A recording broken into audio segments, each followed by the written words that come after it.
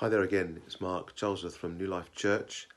I'm carrying on from my little devotion of 2 or 3 minutes last time, and I've just been thinking about, folk that are in the storms of life. They know what I mean by storms of life.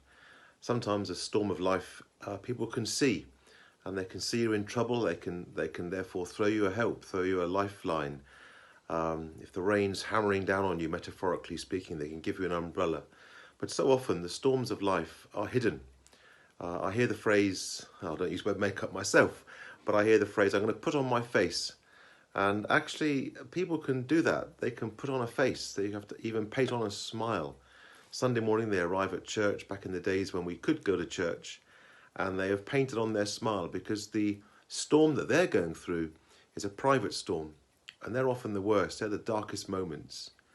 Job, the story of Job in the Old Testament is he had terrible storms in his life.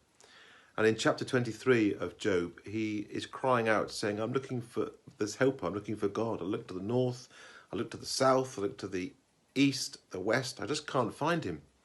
And that may be how you're feeling just now. Nothing to do with COVID, or maybe it is. But nevertheless, people have private storms, and when you're in those storms, it's natural to wonder where God is.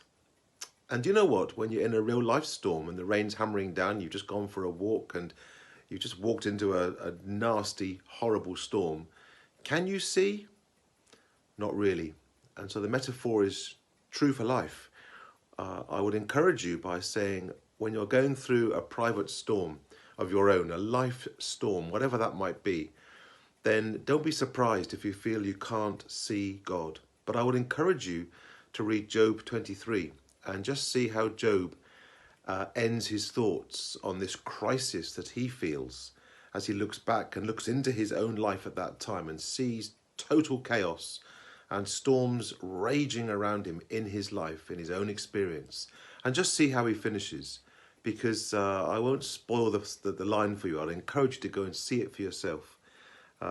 And Job is a great story and a great encouragement to us as we go through life. But often we come through storms, and then there are green pastures, and Psalm 23 gives us that clear vision. We might go over the stony ground as the shepherd leads us to still waters and green pastures. But the stony grounds can be painful, but the shepherd is leading us. So have a look at that story in Job, and if you are going through a storm just at the moment, take heart. You're not alone.